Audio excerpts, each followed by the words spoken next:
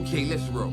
Wreak havoc. Nobody move a goddamn muscle. You best start acting like you're a mannequin or something. Like you want to stand in the window. Any day could be a soldier, drop his weapon, shoot them, and telling them to get to stepping. Obviously, he came to portion up his fortune. Sound, you can't reform him. 22 minutes. We suck. We fucking suck, man. And I forgot to ask for the money again. I always forget to ask for the money. I don't think 22 minutes is so bad. Not so bad. That's a whole episode of Seinfeld. It takes us a whole episode of Seinfeld to rob a bank. Stop being a perfectionist. And we both know if your grandfather didn't own this bank, we'd never have gotten away with this shit. Shut up, Riley. Rummy, you the man. Excuse me, but will you be needing anything else from me today, Mr. Wunsler, sir? Now you could go on and take the bags back in. Hey, slow down. We gotta be tactful. Tactful? What that mean? Let's start talking, mama. This nigga's a crazy, yo! I didn't do nothing! I didn't do nothing!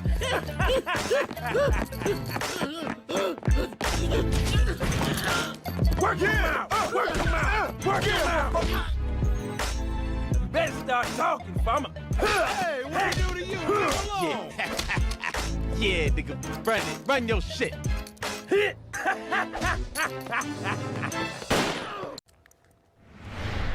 We begin tonight with breaking news. A jury has reached a decision in the murder case against a former Rancho Palos Verdes high school student.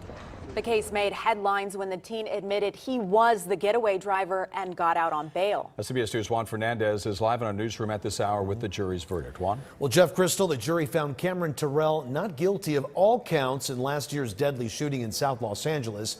It is a blow to the prosecution, who said despite his affluent background, Terrell ran around with known gang members. Jurors also found Terrell not guilty of 2 counts of attempted murder of 2 other men who were not injured in the shooting that killed 21-year-old Justin Holmes. He was gunned down last October by 2 juvenile suspects that drove away in a black Mercedes. A detective testified Terrell admitted he was the driver. The defense said his client didn't know anyone was going to get shot. He argued Terrell's instinct was to drive away when his friends ran back to the car. During the trial, prosecutors showed video they say Terrell took of his friends kicking candles at the victim's memorial. Today, Terrell had this to say. I'll say rest in peace, Justin Holmes. He shouldn't have died that day, and, you know, I pray for his family every night. This been weighing on me every single day of my life. I don't have to explain myself to anyone. God knows what really happened that day, and God knows what was in my head that day. The case made headlines when Terrell's wealthy family posted $5 million bail and he returned to classes at his high school. Terrell now says he plans to attend the University of Houston and go to law school. It's been a mystery for more than a year that no one seems to have answers to. The young life of Lauren Smithfield suddenly cut short. Her family left wondering what exactly happened the night she died. When I talk to this family, you know, sometimes the pain is just unbearable. On December 11th, 2021, the 23-year-old from Bridgeport was with a man she met on the dating app Bumble. The next morning, that man called 911 after finding her unresponsive. The Office of the Chief Medical Examiner ruled her death an accident, saying she died of a mixture of alcohol and drugs. But the details of what led up to that are still unclear more than a year later. I think the first thing to sense to the family is that we don't care. Attorney Darnell Crosland is representing the family and plans to sue the city of Bridgeport over the handling of this case. He says they're still waiting on public records that might give them the answers they're looking for. We've asked for 911 calls that were made either from that individual to the city or maybe from that individual to other police officers. He says their asks have fallen into a sea of pending Freedom of Information Act requests the city is facing. While it gives us some solace to know that we're not alone, it also highlights the fact that other people are hurting as well. Other people in the city aren't getting answers as well. The city of Bridgeport declined an interview, but confirmed it has almost 3,000 requests open and pending at this time. Last month, officials announced the city will be implementing a new policy that involves each department handling its own requests to address what it called a bottleneck delay. For Smithfield's family, though, the lack of answers from investigators started long before the so-called delay. They were not notified of her death by police, but rather by her landlord. When they aren't notified when their loved one dies, and they come 2 days later to find a note on her door, the disregard and disrespect starts right there. That prompted a change on the state level. Lawmakers here at the Capitol passed a law that requires police departments to let families know about their loved one's death within 24 hours. It was passed unanimous, both blue and red. It was all green lights for yes. And so we're happy that that passed, because in the future, other people will benefit from that.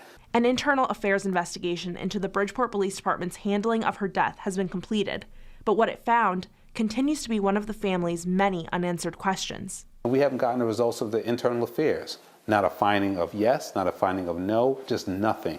Bridgeport police also started a criminal investigation into Smithfield's death, led by its Narcotics and Vice Unit. That investigation is still ongoing. Gabby Molina, Fox 61, Connecticut's news station. Yes, boss. Listen, man, I'm happy to be back in here, so we're just going to dive right into it, right? The first series of clips that you've seen was from the Boondocks. That shows Ed Wuncler. He has a grandfather. If you don't know about the Boondocks, go ahead and check it out, right? Very good show. It shows you a lot of the real life problems we have in the world. They just put it into like little instances where you have to catch it. You get what I'm saying? Ed is a rich white kid who basically, his grandfather basically runs all of where they live, which is Woodcrest. So he has power beyond belief. He could do whatever it is he wants. He could get away with it because his grandfather is going to back him. That's why Riley said it in the video. He said, yo, you know, we wouldn't have been able to get away with this if your grandfather never owned that bank. And that just goes to show you that there's a lot of kids out here who have a lot of power and privileges because they're either their family has money, they come from money, they feel like they could do whatever, they have like an extra leg up on other people, right? So in that first news scene that I played, that was for Cameron Terrell. If you don't know who Cameron Terrell is, please go ahead and look him up, all right? Cameron Terrell is a member of the Rolling 90 Crips, rich white kid, right? Cameron, born into money. One from Palos Verdes, like people have money. You get what I'm saying? But you can tell that he lives in a broken home. You can tell it's just his parents have money. They give him whatever it is he wants. He's just not satisfied. But the part about it that makes this situation a little bit crazy is that he was able to get off on a murder because of the fact that his parents posted money for his bail. Now, this situation got a little bit out of hand because they feel like he got away because of the fact that, yes, his parents have money, but at the same time, Cameron is a gang member. And they tried to find different ways to try and nail him for it. But just because of the fact that he has money and his parents come from money and they have ties, he's going to be able to beat this. Now, this is the sucky part about it. The other two kids that are black that were involved, they're locked up. They're going away for a long time, maybe forever. But this is the part about it that's so sucky, right? A man by the name of Justin Holmes, by age of 21, right, lost his life all over people mistaking him, thinking that he was a part of a gang, right? So Justin, they claimed of him to be a gang, but in actuality, he was a college student. He was off of work that day. I believe he worked at FedEx or UPS, went to go chill with his friends. Normal day, normal event that anybody would probably ever do. You know, I'm off today, no school, no work. I'm going to go chill with my friends. And he became a victim of wrong place, wrong timing. Because he went to go and chill with his friends, that's something that costed him his life, man. Because of somebody mistaking, oh, you're a part of a gang, they upped the gun on him and they killed him. This is somebody's child. This is somebody's nephew. This is somebody's cousin. He lost his life innocently and they tried to sweep it underneath the rug like, okay, this little kid wasn't a part of it. No, he's a part of it. He's a gang member. And the only reason why he's not going to be charged for it is because of the fact that, yo, your peoples have money. And they let him get off on this because of the fact that, yo, your peoples have money.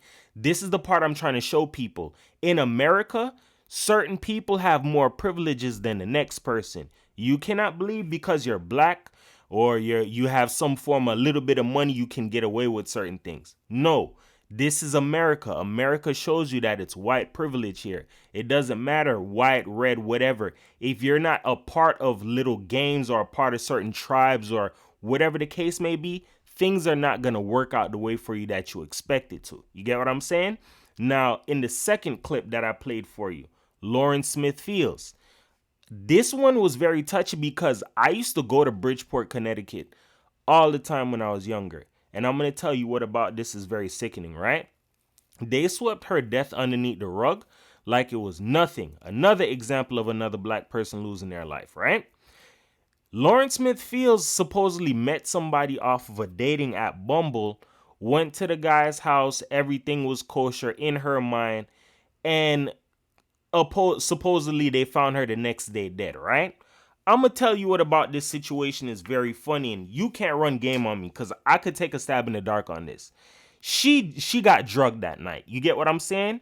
She got drugged, overdosed, and I don't believe it was all off of her doing. I believe it was the guy just putting it on her or putting something in her drink or whatever the case may be, and she overdosed. So with that being said, the fact that the guy was able to speak with police and let them know, nothing happened, everything was kosher, I took her to bed, I woke up, and then I found that she was unresponsive, and that's when I alerted you guys. Dog, just because he was white, handled himself in a very, very productive way, he doesn't seem suspicious, we're gonna rule him out. They didn't care. They just swept it underneath the rug, and that's the sad part about it. This is another person who lost their life innocently, and it's all off of, you know what? We're not gonna prosecute you. We believe you're telling the truth. Let me tell you something, dog. What some people fail to realize is, I said this before, and this sticks with it, dog. Puss and dog doesn't have the same luck, dog. Black people cannot do nearly a half, a quarter, a tenth of the shit that white people do and expect to get the same result. You feel me? If this was a black man who said that, I found her unresponsive, they're gonna charge that nigga. You feel me? That would have been a black kid who said, I'm sorry about this whole situation. Whether your people's got money or not, your ass is going down, bro. I'm just here to split the difference and show you certain things. They put these topics and these answers in TV shows, cartoons, all of that for people to pick up. And it's like people still not picking it up, what they're trying to put down. If you're black in America, the odds are stacked against you. It has nothing to do with race on my end why I'm saying this, but I'm just saying as a black person, you have to be very cautious out here. This young lady, she lost her life in a crazy way off of a dating app. And I'm going to be real. You shouldn't be just randomly going over to people's house who you just met like that. That's weird as hell. You get what I'm saying? On top of that, I don't even know if people really understood who she was talking to. The dude who she was talking to, like I said, I'm taking a stab in the dark. He looks like one of those sugar daddy type of dudes. You get what I'm saying? There's a lot of females who go after dudes like that, trying to get the money, or I look good, or I'm a baddie, or I'm hot. Let me tell you something. That's the reason why I drop certain videos. Teach your kids the importance of time and love, not money. If you grow your kids up or raise them in a worldly way, not saying she was raised that way, but you have to break certain shit out of your kids, especially young women, dog. Because they take this shit up and they feel like, oh, you know what, this dude, he looks like he could sugar daddy me or he could provide for me. Dog, let me tell you something. It's nothing for somebody to go ahead and get your daughter or your niece or whatever if money is her real goal and drive, dog. Like certain people, they got to break out of this shit, bro. That's how a lot of young girls end up going missing and losing their friggin' life, dog. And this is the shit that I preach a lot. And this is something that I'm going to drive very hard into my nieces' heads as they go older through the years, because this shit is serious, dog. Just because somebody may look like they have money or they look cool, get to know a person. You can't just be going over to people's houses like that. Don't accept drinks like that from people. These are little classical rules that people seem to overlook and they throw it away because we're in a new day, new era of social media. Nah, fuck that, bro. I'm being real with you. A lot of that shit you cannot sweep underneath the rug, dog. You got to get a chance to really know a person and understand them. You can't take things really for just face value sometimes nowadays. You got to go a little bit thorough in the investigating. You feel me? But with that being said, I just want everybody to understand this, right? No matter if you're black, white, red, green, purple, play it smart out here in the world, bro. If you know you're out here doing certain things you're not supposed to be doing, like robbing people or gangbanging or trying to come up off of somebody for money, doing things in a way that you're not supposed to be doing, you cannot be surprised if certain things backfire on you, bro. And this is not a shot to anybody, dog. You could just be randomly chilling with your friends and things can happen. Wrong place, wrong timing. Rest in peace to Justin Holmes. He didn't deserve that. And like I said, I don't even think anybody would even see that coming. You get what I'm saying? But you have to be very well aware out here. You have to be smart out here. Be well aware of your moves and be calculated out here. You can't just be out here moving around loosely and feeling like certain people may have your best interest, whether friend, family. You have to really dig deep and observe who it is that you have around you. You get what I'm saying? With that being said, remember this. Words can help you. They can hurt you. But here on my channel, I use them to uplift you because everybody's a champion. Nobody's a loser, man. 444 the world. Peace.